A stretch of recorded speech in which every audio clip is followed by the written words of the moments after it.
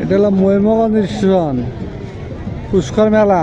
ঈদের দিন বিকেলে, প্রতিদিন বিকেলে এইরকম মেলা হয়, পুষ্কর মেলা, আর কিছুই নয়।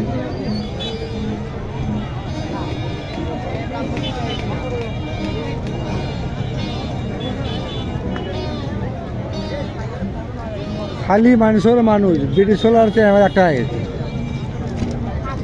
একবার হেরে গেলে এক পাওয়া যাবে না। যারা আসতে চান বিকেলে মহিমা স্টেশন চলে আসেন, ওটা গোমগঞ্জ থানা, এটা খালি পুষ্কর মেলা।